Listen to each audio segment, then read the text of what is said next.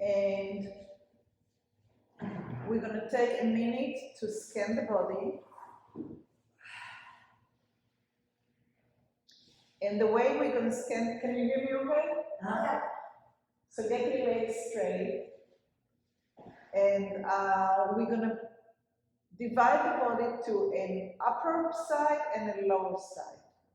The back side and the front side. The back side is coming in contact with the mat, and the front side is coming in contact with the air, atmosphere, whatever you want to call it. And compare between the two sensations of a hard surface underneath you to a kind of a surface of weight that we don't really give attention to most of the time. I mean, we never say the air is so heavy. Hardly ever.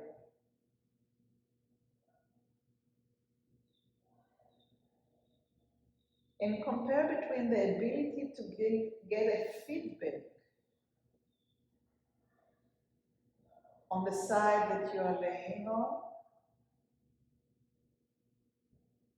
to getting feedback to the side that's come in contact with the air.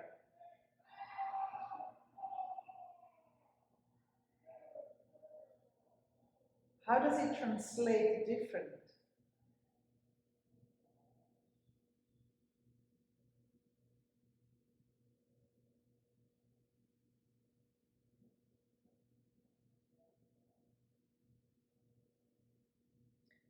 And start imagining yourself walking. And without actually moving the heels, start walking. Don't move the heels off the mat, but start to walk with your right leg and your left leg, with your right hip and your left hip. If walking is not a good visualize for you, then maybe riding a bicycle. But find the rhythm between the right leg and the left leg, the right hip and the left hip.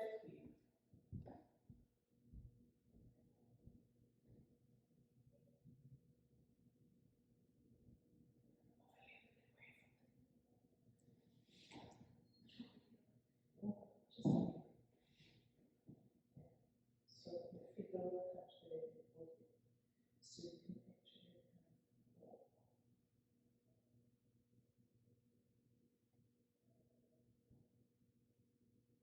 So the knees are moving, the hips are moving.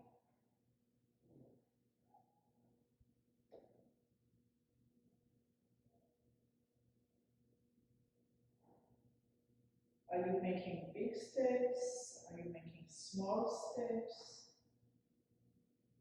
Is the right leg make the same kind of step that the left side is making?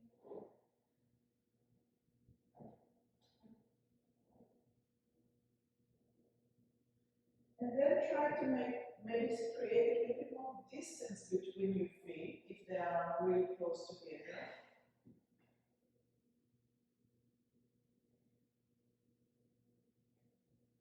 And keep on walking and see if that changes the way that it moves the rest of you. Your pelvis, your ribs, your knees.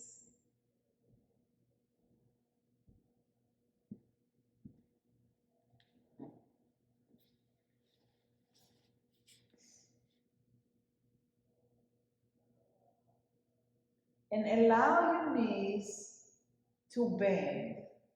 You still don't allow your heels to move, but you allow your hip to move and you allow the knees to get out off the floor. You're having movement from the heels up the chain. Maybe even your ribs are moving. Maybe even your neck and your head is moving.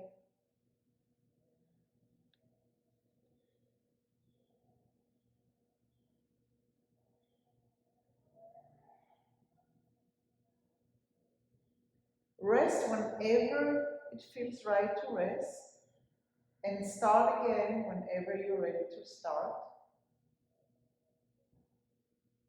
And keep on changing the angle of your heel. Actually, rest. Go ahead and rest completely. Let go completely.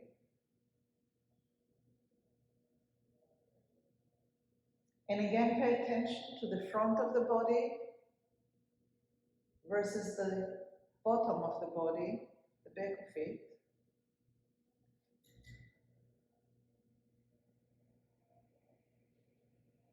If you had to tell yourself the position of your feet, the angle of your toes,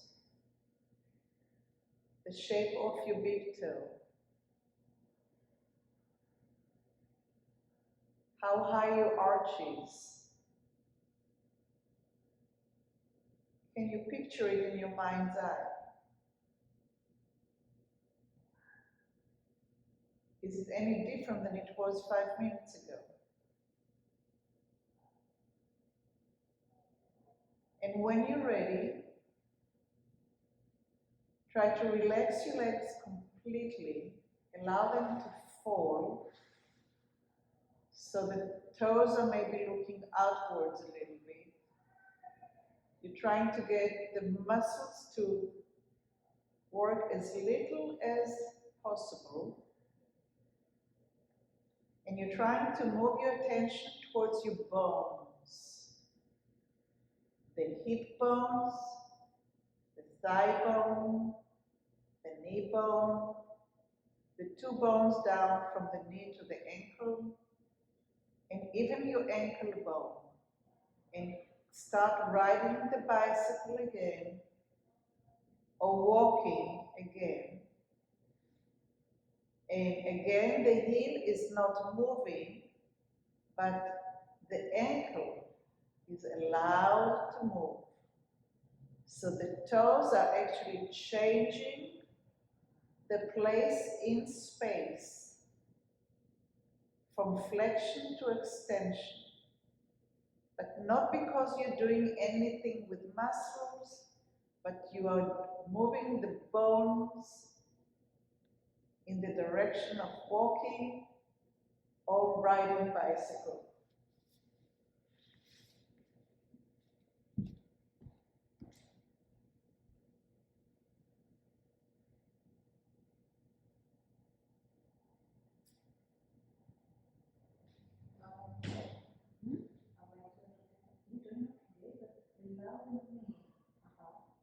Oh, allow the knees to come off and on the floor. Allow the pelvis to move as well. And the ankle is not moving up and down off the floor, but it's rolling forward and back. So your toes are going towards the floor and up. Still touching the wood.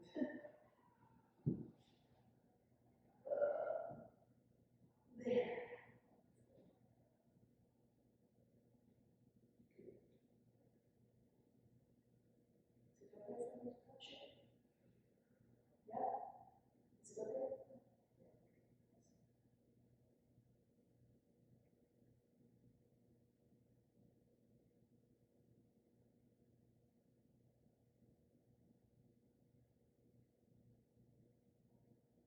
So see yourself riding the back, allowing the bones of the leg to move, connecting between the legs to the pelvis, and the pelvis bones are moving.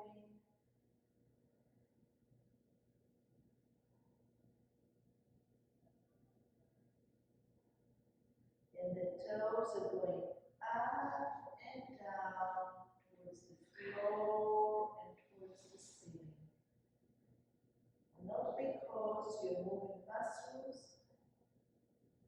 because the bones are moving.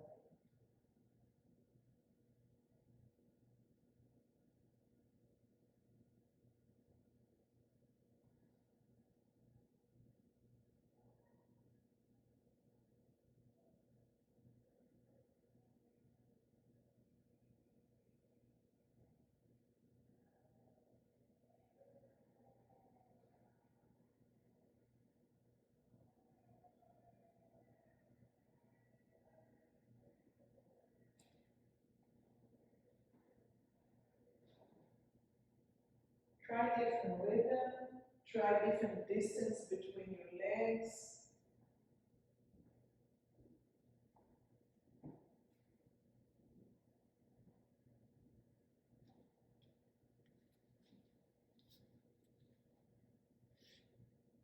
And rest.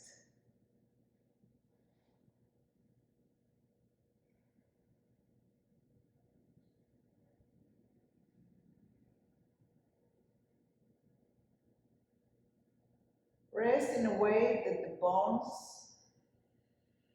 are not held by the muscles, and the muscles are not held by gravity, and you're allowing them to sink down as low as they need to.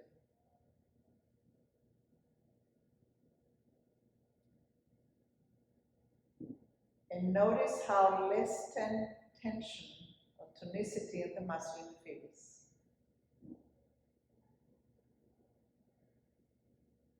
Give it weight, give it color, give it texture.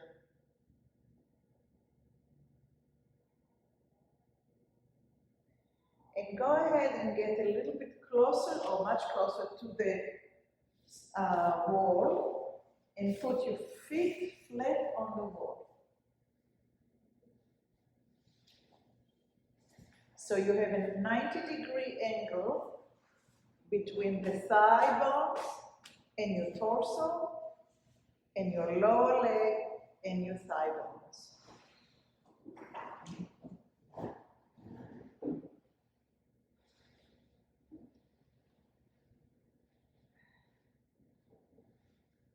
Only 90 degrees, so not really high, not all the way up, just 90 degrees.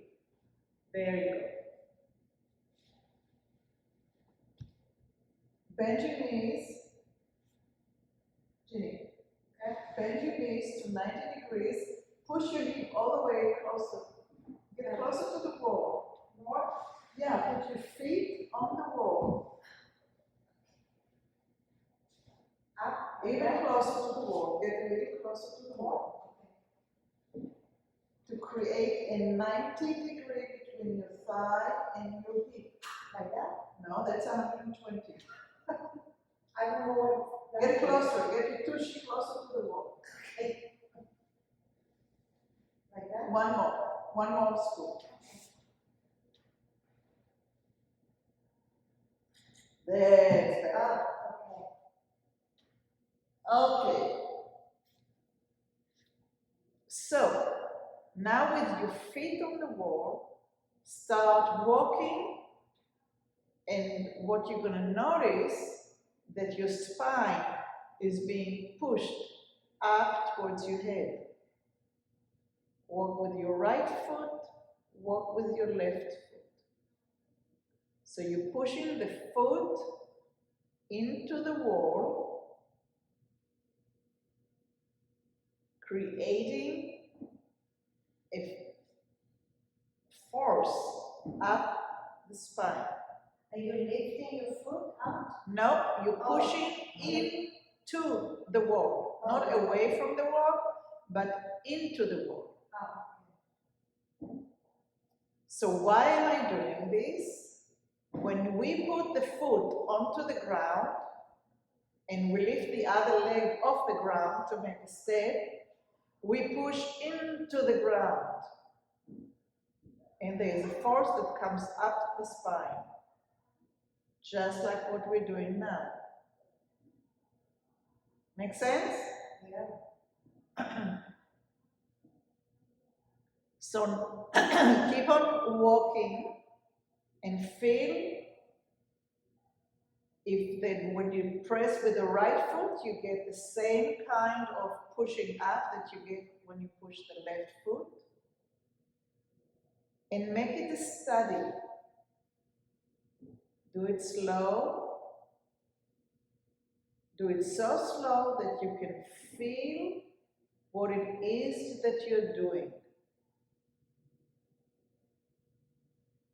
Are there areas in your back that you jump over?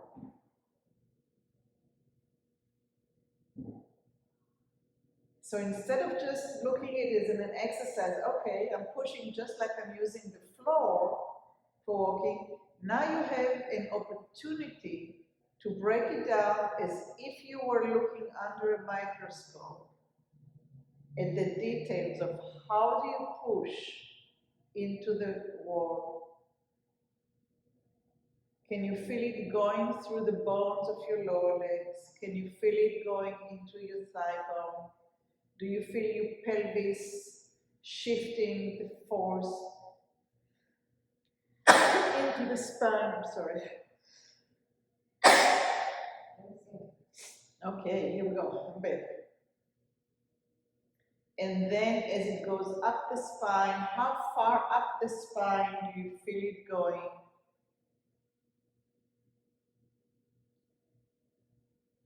And there's no right and wrong, there's no good or bad. It's the study of your own transmission of force. And then when you feel that you know what this leg is doing, then you can go to the other leg and kind of check what the other leg is doing. And when you finish with the other leg, you can change the distance between your legs and see how is that changing the equation.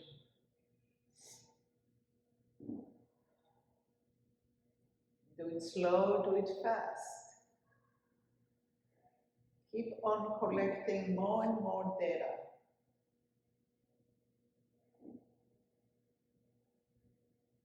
I'm sure that you have a leg that you favor in terms of standing when you wait in line.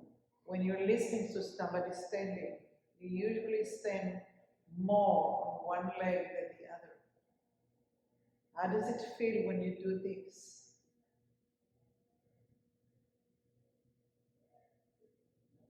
Can you feel the muscle tension on that side?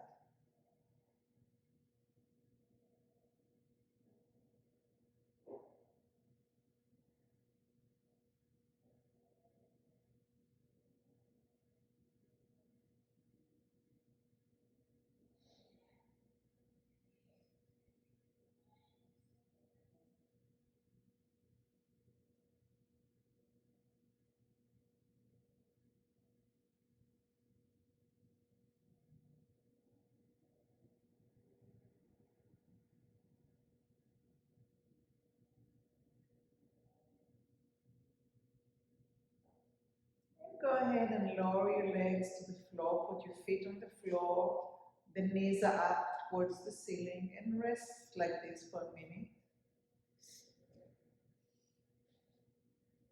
So the feet are on the floor, and the knees are up towards the ceiling.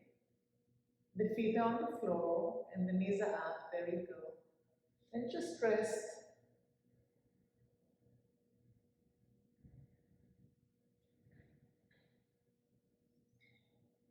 And in this position, with the feet on the floor, go ahead and try to create the transmission that you felt by pushing at the wall up the spine.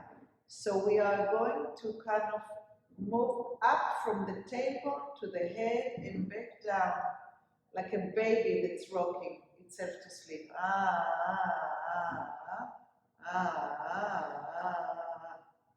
So somehow the same movement, okay. Somehow the same movement that we did by pushing on the wall and moving up and down the spine, now you're going to find it by just moving the spine up and down, up and down, up and down, up and down, up and down, up and down, up and down, up and down. Not to the ceiling, on the floor, to the head and to the table, to the head and to the table, head and table, head and table, head and table. So somehow you're going to be just like, and you're trying to put there, like a baby. All the way up to the hip. Try to find it. And you can do it as a rocking. Okay, you're rocking the muscle. Now, let me do it for you. Oh. And you can do it fast, you can do it slow.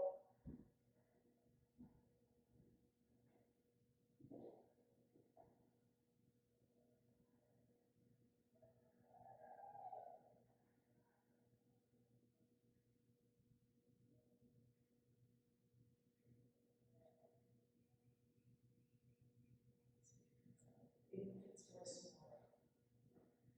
That pulsing up and down the spine, which I think is really, really good for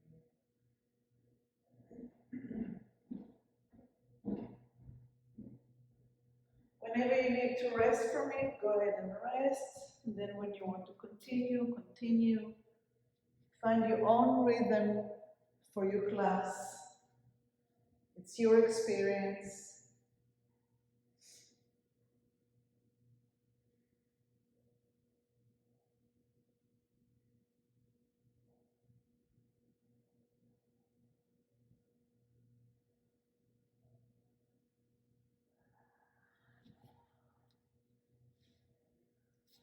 Go ahead and rest for a minute. Maybe bring your knees closer together.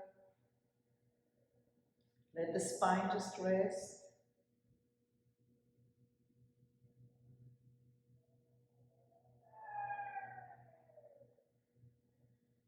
And go ahead and bring the right leg on the wall again, but leave the left foot on the floor.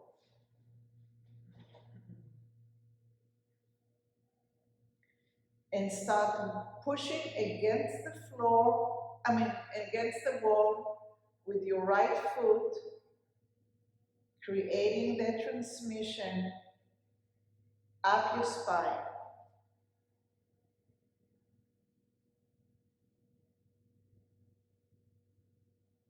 And find out what happens now. Does it stop at your hip? Does it pushes your lumbar area to the ground?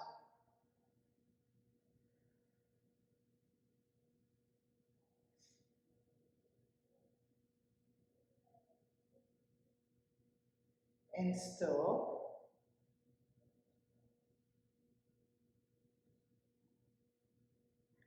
And try to push with your heel, or maybe lower the leg a little bit to a smaller step, and see if you can get it all the way from the heel to the top of your head.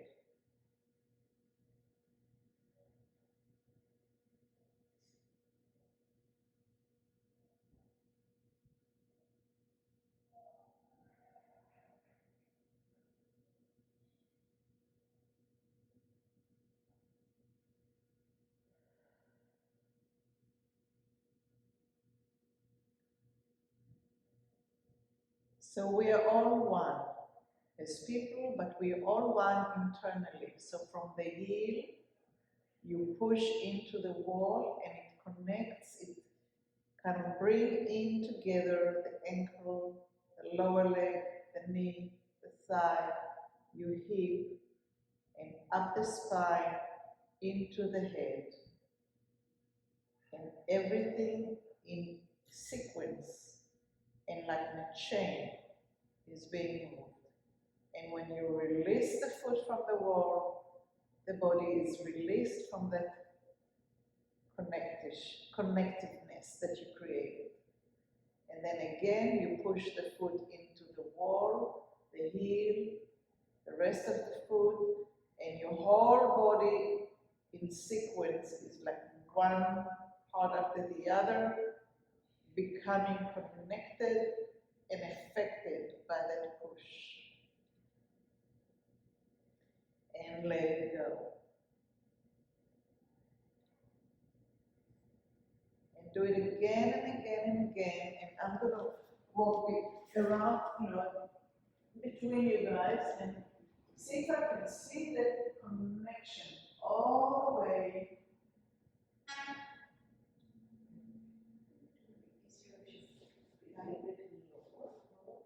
So you can actually climb all the way. Do it slowly. See if you can connect every single part. From the heel to the lower leg, to the knee, to the thigh, to the hip, to the ribs, to the chest, to the shoulder, to the neck, and to the head. Not skipping anything.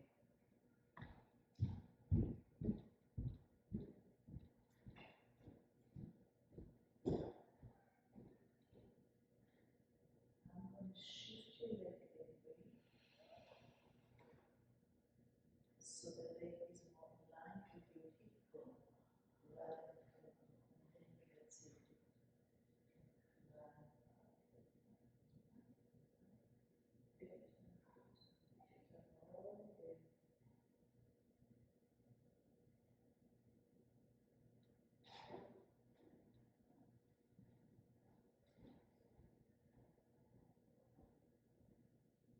Try also to make a smaller step so the foot is maybe a little bit lower and see if that makes it easier to climb. When we walk, we don't make strides, right? We don't make huge steps.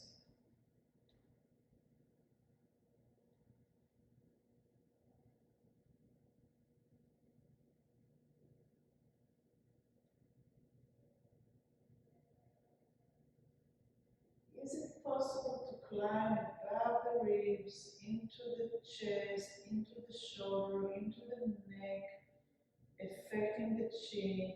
Yeah. Oh, and then you release it and you let go. It's like a spring that's being extended and released. Yeah, I think that's a good image. It's like a spring that's getting extended between the circles and released. Try to release it in a, like, let it go and see how does it feel. Try different things. Be playful with it.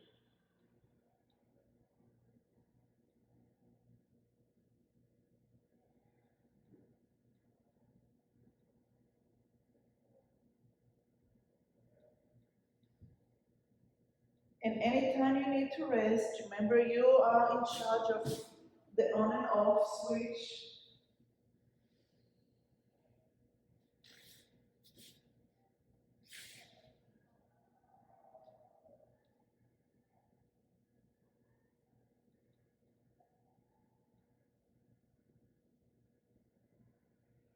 Go ahead and lower the legs to the ground. The knees are facing the ceiling, the feet are flat.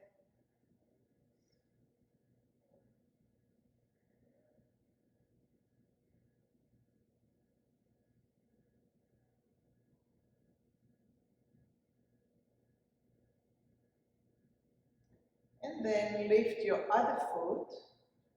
I believe it will be the left one. And put it as a step on the wall, against the wall. And try first to put it a little bit higher. And notice how when you are pushing against the wall, it shifts the weight into the pelvis and tilts the pelvis and gets stopped on your waistline.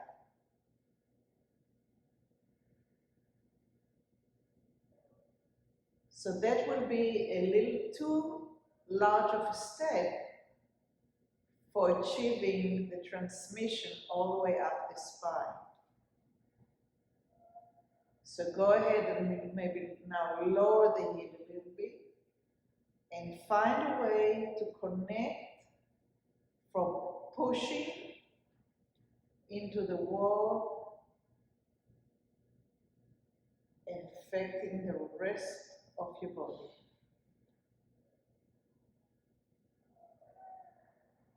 How far does the leg have to be from the midline? I mean, I can say all day long that the heel should align with your hip bone on that side, but it's up to you to find it. So try different angles until you find that geometrical correctness inside you.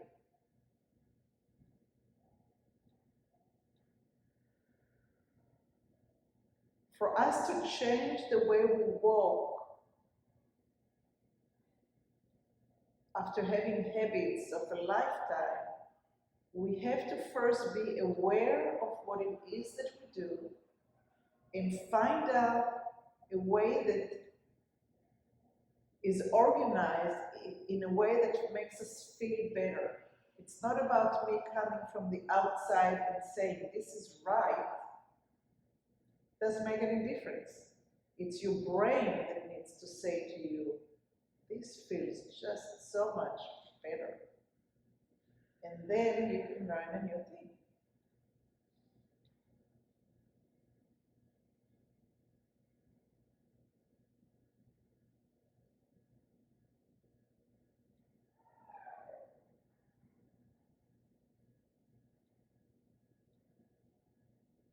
Try to change the angle of the heel. See how it affects the muscles, the connectivity.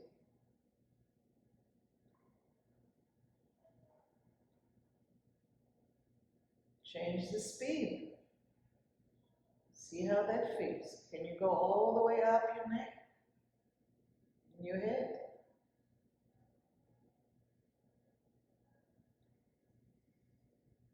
And maybe don't go, bring the leg down, and rest.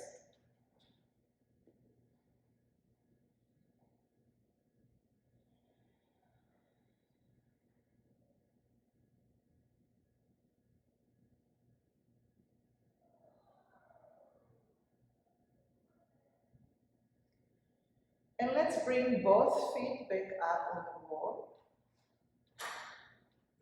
And now we're going to walk with the right and the left by pushing the weight into the wall and put your fingers on your hip bones and see if you can feel a little bit more of a movement between the left side and the right side of your pelvis. Is the right side and the left side of the pelvis has more movement into that.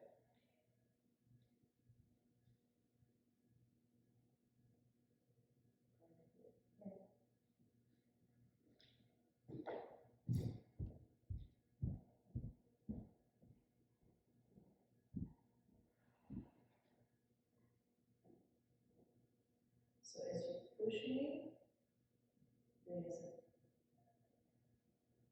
and as you feel that movement in your feet, take your awareness, your attention to the back side of your hip, where the sacrum, the flat bone between the two sides of your hip, meets with the ilium, and see if you can feel that only joint in the hip, in the back there, moving. So if you open your eyes and you look at me, it's right here. That's the joint. It's a pretty kind of long joint. And when you are pressing against the wall, you are moving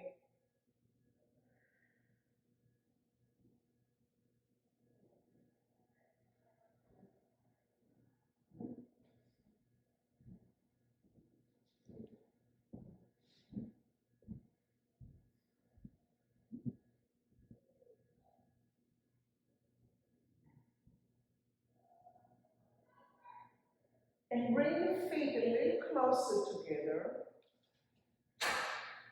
or a little wider apart, depending if you're close or if you are apart, bring them closer to one another. If you are together, bring them apart from one another.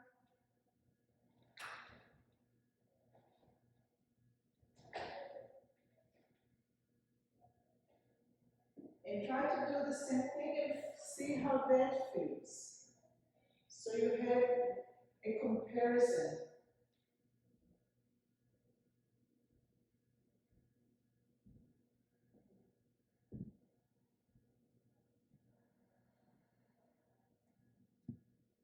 There you go. Nice.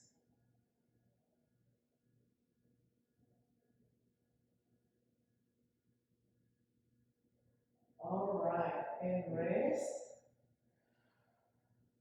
And bring your feet down and move away from the wall so you can lie down completely on the floor.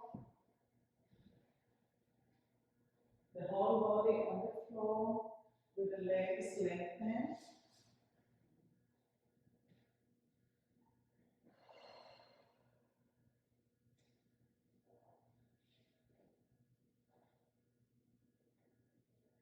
And start walking like we did in the very beginning. So you need to be away from the wall so your feet has place to move. Don't hold your feet, don't hold your toes. You need to move away from the wall. You need to move away from the wall so your toes don't touch the wall. And see if you can walk with such a freedom that your whole body is moving from shoulders and head and spine and hip and thigh bones and knees and lower bones and feet and toes, and everything is moving, and maybe your eyes, even if they're closed, they're looking to one side and the other side, from right to left to where the step is going. And whenever you need to rest, you rest, and then you keep on walking. You can create a slow motion, or you can walk in a normal speed.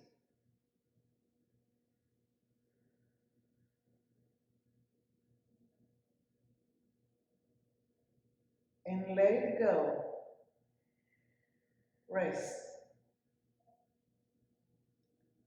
Look at your front. See how it feels. Look at your back. See how that feels.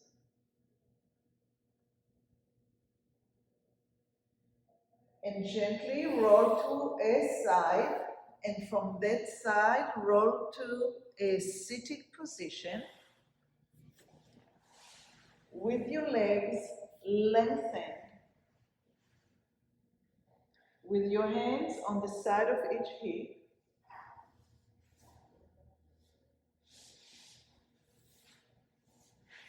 And start walking again without moving the heels from the floor, but you move your feet, your ankles, your knees, your hip. Your knees are coming up and down like you're riding a bicycle. Your pelvis are going forward and back. See if you can create a circle rather than a soldier. So this would be a soldier, right? I'm going in one dimension. See if you can create a smoothness where the pelvis is moving you in a circle and your spine is moving in a slight, like a rudder that's kind of going, ooh, I'm going this way, I'm going that way.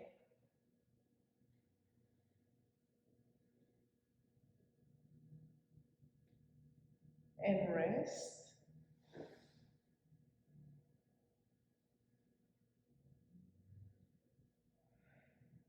and walk backwards. Do not lift your heel from the floor, but move your foot, toes, your knees, your hip. Your pelvis is moving backwards. That joint that we just dealt with is nice and lubricated.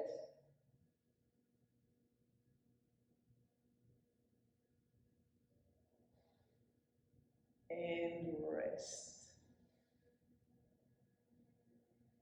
Very, very gently find your way to standing up, and you're going to translate. Now we're going to have to lift our heels, and we're going to walk in place using the pelvis. And it's the same bicycle that we talked about. So you're going to lift the heels off the ground, 1 foot at a time. Take your time and rest for a minute. So this is not a propeller. We're not running anywhere, but the train is not leaving. Let's look again to the eyes of like under the microscope. So when one hip is coming up and the heel is coming up, is the relationship between the heel coming up and this pelvis coming up, and then as it goes forward, and I can put my weight down, now it's time for me to lift this pelvis and this heel and rotate it. So I can start gathering a little bit more data on what's working, what I can put in, what I can pay attention a little bit more. Is my knee going forward or is my knee pointing in?